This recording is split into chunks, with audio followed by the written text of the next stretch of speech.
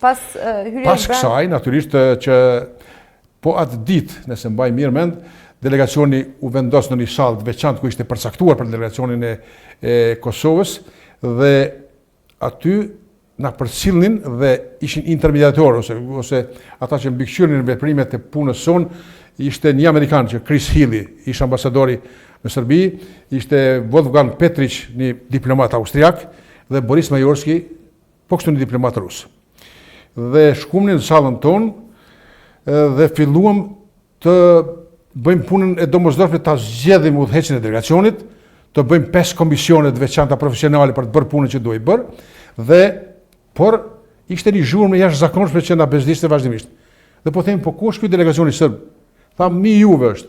Ato takat aty në nuseve grave apo antarëve të delegacionit nuk e di, po na kanë shmend duke bërë zhurmë ditën e parë. Pastaj bënin zhurmë, po na u bë zakonshme e punë. Po e lëm zhurmën e tyre, sepse zhurmaxhi janë me traditë. Ne e zgjodhëm shefin e delegacionit, që ishte Hashim Thaçi. Zgjodhëm edhe nën shefët e delegacionit aty dhe zgjodhëm 5 komisione profesionale me antar nga të gjithë strukturat e partive dhe të UÇK-s, dhe nuk di ka qenë 40 minuta apo më shumë, por kur hyn intermediatorët për të na pyetur si është gjendja, ne ju thamë që delegacioni është i gatshëm për të filluar punën. Sa ditë kanë gjatë këto dhe cilat kanë qenë raportet mes delegacionit? Kjo ka qenë vetëm dita e parë, kur ne kemi arritur pa asnjë telashe ta bëjmë krejt zgjidhjen e këtyre problemeve të brendshme.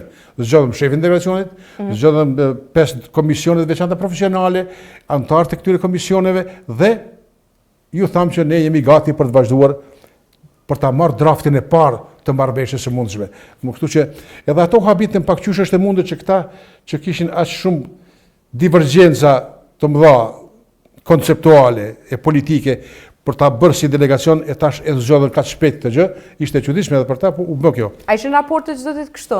Cilat kanë qenë raportet me delegacionin? Ju them të drejtën, unë jam habitur duke përjetuar një kënaqësi të veçantë sepse kanë qenë të angazhuar të gjithë antarët e delegacionit në ato komisione ku kanë qenë përcaktuar, me një përjashtim të vogël dikujt, s'është më rëndësi këtu as seket as përmendet, por shumica absolute e antarëve të delegacionit ka punuar me përkushtimin më të madh.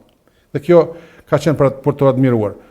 Përjashtimi dhe e keqja, nëse mund të themi, ndodhi atëherë kur në fund të pjesës së parë të konferencës na e prun draftin gati të pandryshuar. Ne kishim punuar